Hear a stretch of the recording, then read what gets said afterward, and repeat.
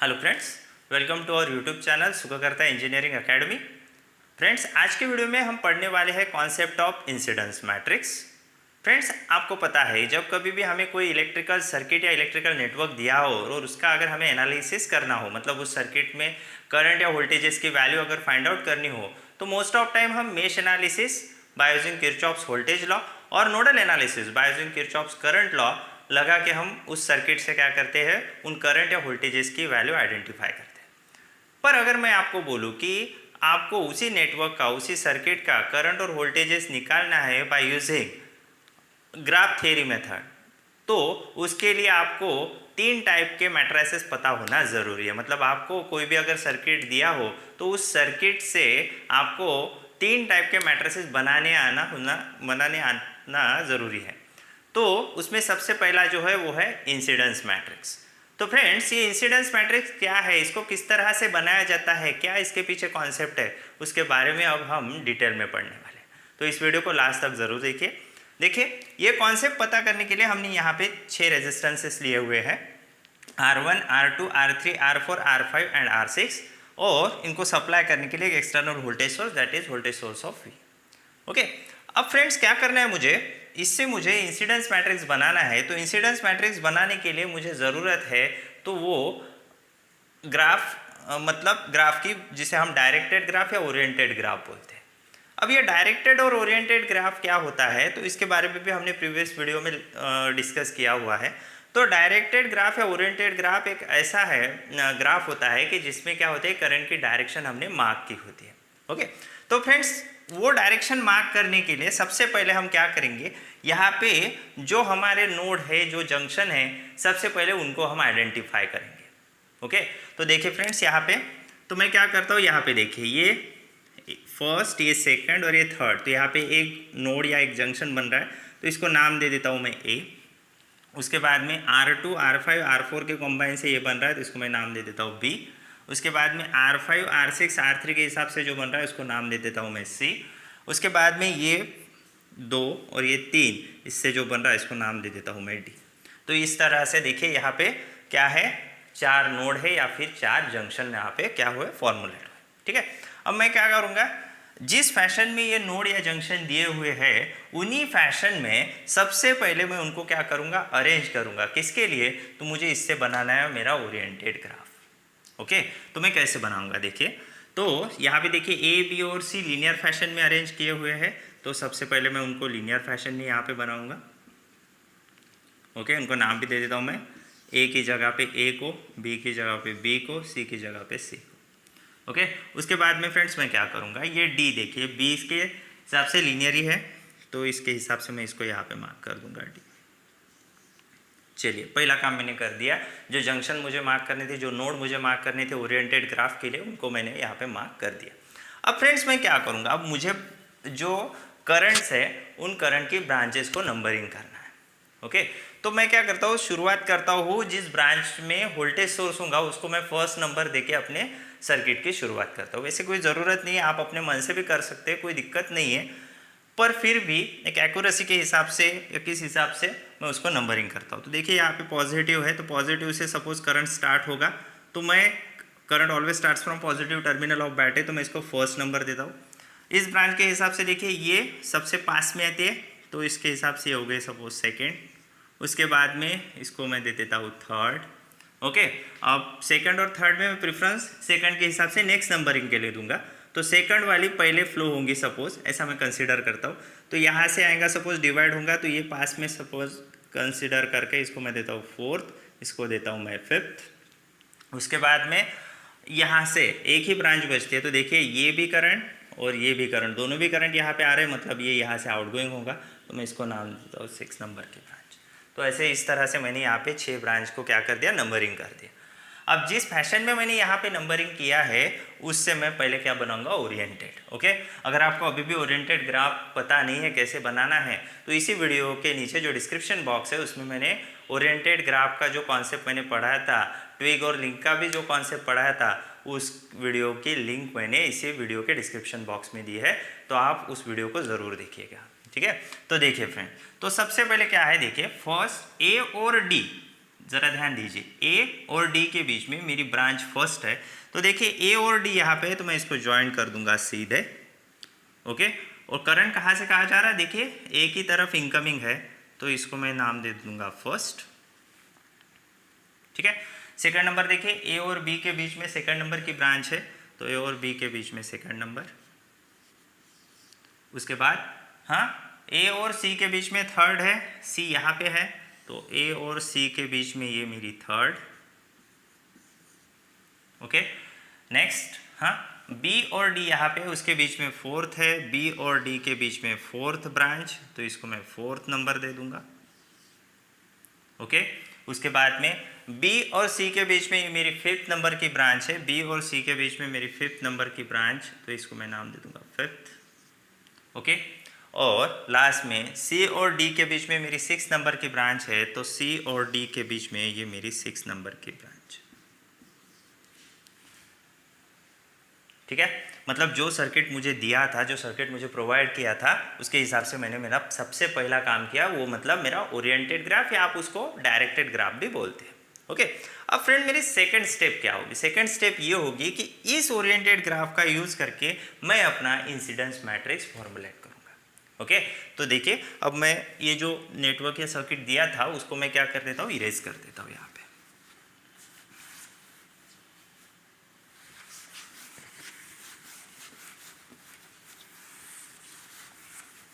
तो देखिए इसको मैंने अभी इरेज कर दिया यहाँ पे, और यहाँ पे मैं फॉर्मुलेट करूँगा अपना इंसिडेंस मैट्रिक्स। ओके, तो ज़रा ध्यान दीजिए किस तरह से, तो मैं यहाँ पे लिखूँगा।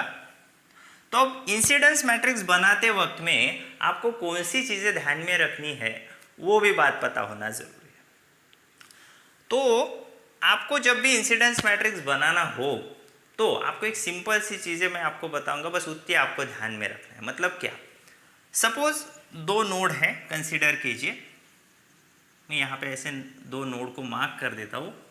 ओके, ठीक है, यहाँ पे मैंने दो नोड मार्क कर दिए। सपोज ये x नोड है, ये y नोड है, कंसीडर कीजिए दो नोड है, एक x है एक y है, और इसके बीच में एक ब्रांच है। कंसीडर कीजिए क्या है, इसके बीच में एक ब्रांच है और यहाँ से करंट जा रहा है। Suppose that current is I। Okay, तो आप क्या करेंगे, सपोज आप नोड x के बारे में अगर सोचते हो या नोड x के बारे में मतलब आप क्या कंसिडर करते हो सर्किट में, तो आप देखिए x के हिसाब से अगर हम इस करंट को देखें तो नोड x से ये करंट आउटगोइंग है। कैसा है, ये जो करंट I है वो x से क्या है, आउटगोइंग है। बहुत सिंपल सी बात है, ज़रा ध्यान से पढ़िए। तो ये यहाँ से आउटगोइंग है। अगर करंट आपका आउटगोइंग है, देखिए मैं यहाँ पे सीधा एक सीधी सिंपल लैंग्वेज में लिखता हूँ, अगर आपका करंट जो है, हाँ अगर करंट क्या है, आउटगोइंग है, तो आप सीधे सीधे क्या करेंगे, उस नोड से, जिस नोड से वो आउटगोइंग होगा उसको हम लॉजिक दे देंगे 1। सिंपल फंडा याद में रखिए, बाकी कुछ भी ज़्यादा ध्यान में रखने की ज़रूरत नहीं है। क्या ध्यान में रखेंगे आप, जिस नोड से आपका करंट क्या होगा, आउटगोइंग होगा, जहाँ से वो निकलेगा, जहाँ से वो दूसरे नोड की तरफ जाएगा, तो जिस नोड से वो जा रहा है उस नोड के लिए आप लॉजिक देंगे 1। ओके, और वही करंट जिस नोड की तरफ आ रहा है, ये देखिए ये हो गया आपका किसके लिए, आउटगोइंग करंट के लिए। आउटगोइंग अगर करंट है तो आपने लॉजिक देना है 1। वही आपका इनकमिंग करंट है, okay, then you assign logic -1। Okay, और सपोज जो दो नोड है उन नोड के बीच में अगर दी हुई ब्रांच एसोसिएटेड ही नहीं है, मतलब for not associated branch, non associated branch, अगर आप उसके साथ में कोई ब्रांच एसोसिएटेड ही नहीं है, okay, for that branch should give the logic 0। मतलब उस ब्रांच के लिए आपको क्या करना है, उन नोड को लॉजिक 0 दे देना है। मतलब आपको सिर्फ सिंपल फंडा अभी ध्यान में रखना है कि करंट अगर आउटगोइंग है लॉजिक 1, करंट अगर इनकमिंग है लॉजिक -1, अगर करंट एसोसिएटेड ही नहीं उस ब्रांच के साथ में तो आपको लॉजिक दे देना है 0। बस ये सिंपल सी 3 चीज़ें आपको ध्यान में रखनी है, नोट डाउन करके रखनी है। ओके, चलिए वक्त ज़ाया ना करते हुए हम अपना जो पर्टिकुलर क्या था इंसिडेंस मैट्रिक्स उसको बनाते हैं। ठीक है। तो देखिए मैं यहाँ पे अभी अपना इंसिडेंस मैट्रिक्स बनाऊंगा। ओके, ये लॉजिक ध्यान में आ गया। आउटगोइंग अगर है तो लॉजिक 1, इनकमिंग है तो लॉजिक -1, नॉट एसोसिएटेड है लॉजिक 0। ध्यान में रखना, इसको सिंपल फॉर्म में ऐसे ध्यान में रखना, OC equal to 1, IC equal to -1, okay, and not associate means NSS, not associated logic 0। बस सिंपल सी बात ध्यान में रखना। ओके, चलिए तो मैं अपना जो पर्टिकुलर पार्ट है उसको मैं स्टार्ट करता हूँ। तो किस तरह से लेंगे वो ध्यान दीजिए। फ्रेंड्स देखिए, अगर आपको कोई भी इंसिडेंस मैट्रिक्स बनाना हो या फिर टाई सेट कट सेट, तो सबसे पहले इंपॉर्टेंट जो चीज़ होती है वो होती है डायरेक्टेड ग्राफ बनाना, और इसीलिए हमने प्रीवियस वीडियो को बहुत अच्छे से आपको समझाया भी था। तो देखिए, तो अब मैं इसका क्या बनाऊंगा, इंसिडेंस मैट्रिक्स। ओके, तो इंसिडेंस मैट्रिक्स मैं यहाँ पे लिखता हूँ, देखिए इंसिडेंस मैट्रिक्स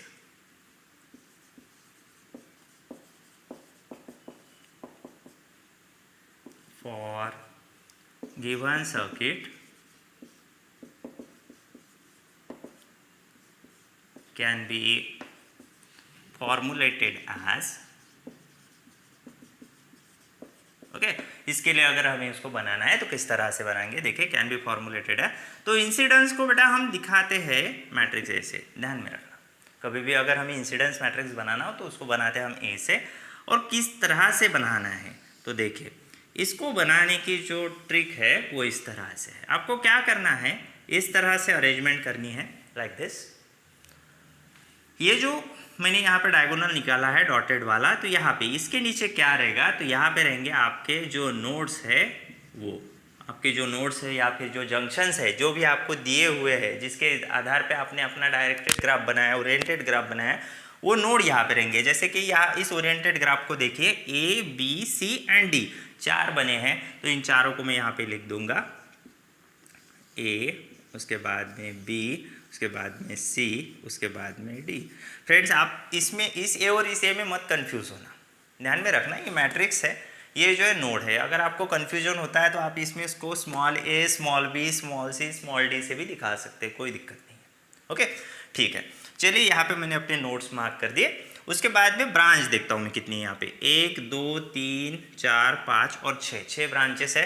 तो 6 नंबर में यहाँ पे डाल देता हूँ, लाइक दिस, फर्स्ट नंबर। तो ये जो रहेंगे इधर के, ये रहेंगे मेरी ब्रांचेस। ओके, तो ब्रांचेस को मैं नाम दे दूंगा फर्स्ट, ये सेकेंड, ये थर्ड, ये फोर्थ, ये फिफ्थ, ये सिक्स्थ। यहाँ पे मैंने अपनी 6 की 6 ब्रांचेस को क्या कर दिया, नंबरिंग कर दिया। ओके, अब मैं क्या करूँगा, देखिए मेरा लॉजिक क्या है, फिर से एक बार मैं बताता हूँ। मेरा लॉजिक है, अगर आपका आउटगोइंग करंट है तो लॉजिक होना उसका ब्रांच के लिए 1, अगर इनकमिंग है उस ब्रांच का करंट तो आपका लॉजिक होना -1, अगर वो एसोसिएटेड ब्रांच ही ना हो, वो करंट ही एसोसिएटेड ना हो, तो उसके लिए लॉजिक 0। बोलेंगे आप ये कैसे, देखिए ध्यान दीजिए। जैसे कि मैं सबसे पहले लूँगा नोड ए, सबसे मैं पहले क्या करूँगा, नोड ए, और नोड ए के लिए 6 की 6 ब्रांचेस को चेक करूँगा। देखिए किस तरह से बनाना है, आपको ध्यान दीजिए। आपको लेना है नोड ए, और नोड ए से आपको 6 की 6 ब्रांचेस का क्या करना है, लॉजिक डिसाइड करना है। कैसे, देखिए जैसे कि देखिए यहाँ पे ये है मेरा नोड ए, तो आप नोड ए के साथ एसोसिएटेड ब्रांच देखिए, एसोसिएटेड मतलब उसको कनेक्टेड, सिर्फ उसको कनेक्टेड। ओके, तो जैसे कि ये ए है, ए के हिसाब से ए और डी के बीच में है फर्स्ट, मतलब ये जो है फर्स्ट वाली ब्रांच ए को कनेक्टेड है, सेकंड भी कनेक्टेड है, थर्ड भी कनेक्टेड है। ध्यान दीजिए कौन सी कनेक्टेड है, ये फर्स्ट, ये सेकंड, ये थर्ड। तो आप बोलेंगे सर ये फोर्थ फिफ्थ सिक्स नहीं है क्या, नहीं है। आप बोलेंगे सर ए और बी के साथ में ये सेकंड है तो इसको नहीं ले सकता, नहीं ले सकते। ध्यान में रखिएगा, आपको क्या ध्यान में रखना है, जैसे कि ये है ए को कनेक्टेड, जो आपको ए से निकलती हुई या ए से क्या होती हुई ए की तरफ आती हुई दिख रही है, उनको ध्यान दीजिए। तो यहाँ पे देखिए, सिर्फ उस पर ध्यान रखिए। तो ए से देखिए ये फर्स्ट, ये सेकंड और थर्ड ही दिख रही मेरे को, तो फोर्थ फिफ्थ सिक्स नहीं दिख रही। तो मैं क्या करूँगा, ए के लिए जो 4, 5, 6 है उनका लॉजिक दे दूंगा मैं 0, 0, 0। बहुत सिंपल सी बात है, अच्छे से देखिएगा। ओके, क्या कर दिया मैंने, जो मेरी ब्रांचेस थी 4 नंबर, 5 नंबर, 6 नंबर, उनको लॉजिक दे दिया 0। और अब जो ब्रांचेस एसोसिएटेड है उनको मैं ध्यान दूंगा। तो देखिए नोड ए चालू है मेरा, कौन सा, नोड ए ही, हाँ नोड ए के हिसाब से देखिए फर्स्ट ब्रांच, ये फर्स्ट नंबर की ब्रांच देखिए, ये ब्रांच देखिए, यहाँ का करंट देखिए ए की तरफ आ रहा है। सपोज आपको आपके फ्रेंड ने कॉल किया, तो उस कॉल को आप क्या बोलते हैं? इनकमिंग बोलते हैं आपके लिए, या आउटगोइंग रहता है वो आपके लिए? इनकमिंग ही रहता है ना। बस उसी तरह से आपके फ्रेंड्स का आपको कॉल रहा, आपके मम्मी पापा का आपको कॉल आ रहा, उसी तरह से इसको ध्यान में रखिए। तो ए की तरफ ये फर्स्ट नंबर की ब्रांच आ रही है, मतलब ये 1 हो गया ए के लिए इनकमिंग, और इनकमिंग के लिए मेरा लॉजिक क्या रहता है? -1। तो फर्स्ट नंबर की ब्रांच है, ये फर्स्ट नंबर की ब्रांच नोड ए है, तो इनकमिंग की होने की वजह से इसको मैं क्या करूंगा? लॉजिक दूंगा -1। ये इनकमिंग होने की वजह से मैंने उसको लॉजिक क्या दे दिया? -1। अब देखिए 1 हो गया। अब सेकंड को देखेंगे। हाँ, ए से देखिए सेकंड नंबर की ब्रांच। हाँ, अब आपने मम्मी पापा को कॉल किया, आपके फ्रेंड को कॉल किया, तो आप जब कॉल करेंगे तो आपके लिए वो कॉल क्या होंगी? आउटगोइंग। तो देखिए वो मोबाइल की भाषा आपको जल्दी समझ में आती है। देखिए, तो ए से बी की तरफ जा रहे सेकंड नंबर, ओके, ये हो गया आउटगोइंग। तो आउटगोइंग के लिए मेरा लॉजिक है 1, तो सेकंड के लिए हो गया 1, तो यहाँ पे लिखूंगा मैं 1। ध्यान से रखिएगा, ध्यान दीजिए इसकी तरफ। ए की तरफ ये फर्स्ट नंबर की ब्रांच से करंट आ रहा था, इनकमिंग था, इसलिए लॉजिक दिया था मैंने -1। और अभी क्या हुआ? देखिए ए से ही सेकंड नंबर की ब्रांच आउटगोइंग थी, तो उस आउटगोइंग के लिए मेरा लॉजिक 1 था, तो सेकंड नंबर पे दिया मैंने लॉजिक 1। अब थर्ड की तरफ ध्यान दीजिए। हाँ, थर्ड ब्रांच जो है ए से फिर से आउटगोइंग दिख रही, तो थर्ड को भी लॉजिक दूंगा मैं +1। मतलब आपको क्या ध्यान में रखना है? जैसे कि फर्स्ट नंबर की ब्रांच ए की तरफ इनकमिंग, लॉजिक -1, सेकंड और थर्ड आउटगोइंग, लॉजिक +1। अब सेम कॉन्सेप्ट बी के लिए लगाइए। देखिए बी कहाँ पे? यहाँ पे है। देखिए ध्यान दीजिए, कहाँ पे? यहाँ पे। बी के साथ, बी को लग के कौन सी ब्रांचेस है? तो बी को लग के देखिए, ये सेकंड है, ये फोर्थ है, ये फिफ्थ है। ध्यान दीजिएगा, कौन सी? सेकंड, फोर्थ और फिफ्थ है। इसका मतलब फर्स्ट, थर्ड और सिक्स नॉट एसोसिएटेड है। कौन सी नॉट एसोसिएटेड है? जो लग के नहीं है, बी को लग के नहीं है, तो वो है फर्स्ट, थर्ड और सिक्स। तो फर्स्ट एसोसिएटेड नहीं है, तो उसको लॉजिक 0। उसके बाद में थर्ड एसोसिएटेड नहीं है, लॉजिक 0। उसके बाद में सिक्स भी एसोसिएटेड नहीं है, तो उसको भी लॉजिक 0। तीनों को लॉजिक 0 दे दिया। जो लग के नहीं थी, ध्यान दीजिएगा, जो लग के नहीं थी, जो फर्स्ट नंबर है, थर्ड नंबर है, सिक्स नंबर है, उसको लॉजिक 0 दे। और जो लग के है उनके बारे में अब सोचूंगा। तो देखिए, तो बी की तरफ देखिए सेकंड नंबर की ब्रांच इनकमिंग है। ध्यान दीजिएगा, बी की तरफ देखिए सेकंड नंबर की ब्रांच इनकमिंग है। बी की तरफ सेकंड नंबर की ब्रांच इनकमिंग, तो इनकमिंग के लिए लॉजिक रहता है मेरा -1। ध्यान दीजिएगा, बी की तरफ सेकंड नंबर का जो करंट है, सेकंड ब्रांच का जो करंट है वो इनकमिंग है, इसलिए लॉजिक क्या हो गया उसके लिए? -1। वही देखिए फिफ्थ नंबर आउटगोइंग है और फोर्थ नंबर भी आउटगोइंग है। बी से देखिए फोर्थ नंबर की ब्रांच का करंट वापस जा रहा है, बी से जा रहा है। फिफ्थ नंबर भी जा रहा है मतलब आउटगोइंग, आउटगोइंग मतलब लॉजिक 1। तो 4 का भी लॉजिक 1, फिफ्थ का भी लॉजिक। Okay, next part. अब आपको क्या करना है? आपको थर्ड नंबर सी के हिसाब से देखेंगे। तो सी के हिसाब से देखिए कौन सी ब्रांच एसोसिएटेड है। तो third number, fifth number, six number, ये ब्रांचेस एसोसिएटेड है। किससे? सी से। तो कौन सी एसोसिएटेड नहीं है? तो जो लग के नहीं है वो एसोसिएटेड नहीं है, मतलब फर्स्ट नहीं है, सेकंड नहीं है और फोर्थ नहीं है। तो फर्स्ट नहीं है, सेकंड नहीं है और फोर्थ नहीं है, तो जो आपके साथ एसोसिएटेड नहीं है उनका लॉजिक 0 हो जाएगा। और जो एसोसिएटेड है उनके बारे में अब हम सोचेंगे। तो सी के हिसाब से देखिए, थर्ड नंबर की ब्रांच सी की तरफ इनकमिंग है, इनकमिंग है मतलब -1। ओके, फिफ्थ नंबर भी सी की तरफ इनकमिंग है, तो फिफ्थ नंबर भी -1। ओके, पर सिक्स नंबर देखिए सिक्स के हिसाब से कैसी है? जा रही है, आउटगोइंग है। ओके, तो उसके लिए लॉजिक +1। ओके, लास्ट कौन सा? लास्ट बचा अपना नोड। हाँ देखिए, लास्ट नोड डी के हिसाब से। अब डी के हिसाब से देखेंगे कौन सी ब्रांच इसको लग के है। तो डी को लग के है फर्स्ट, फोर्थ और सिक्स। तो फर्स्ट, फोर्थ और सिक्स लग के है, इसका मतलब सेकंड, थर्ड और फिफ्थ नॉट एसोसिएटेड है, मतलब उसको लग के नहीं है। तो सेकंड, थर्ड और फिफ्थ का लॉजिक दे देंगे 0।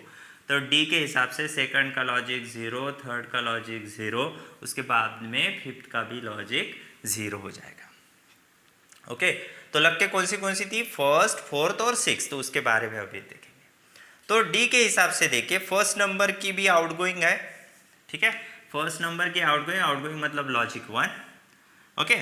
फोर्थ नंबर इनकमिंग है डी की तरफ, आ रही है फोर्थ नंबर, देखिए फोर्थ आ रही है डी की तरफ, और सिक्स्थ भी आ रही है। अगर आ रही है मतलब इनकमिंग, और इनकमिंग है तो लॉजिक -1 होता है, ओके। तो आपका जो इंसिडेंस मैट्रिक्स है, ये जो सर्किट बना है, इस सर्किट के लिए अगर आपको इंसिडेंस मैट्रिक्स लिखना है तो ध्यान दीजिए, इसको अब हमने फॉर्मुलेट कर लिया, तो इसको लिखते वक्त में ऐसे लिखेंगे लाइक दिस। इसको जिस फैशन में हमें लिखना है, एक मिनट मैं इसको इधर लिख लेता हूँ सबसे अच्छा, ध्यान दीजिएगा। तो यहाँ पे लिखता हूँ मैं मैट्रिक्स ए को, तो देखिए ये कैसे बन गया।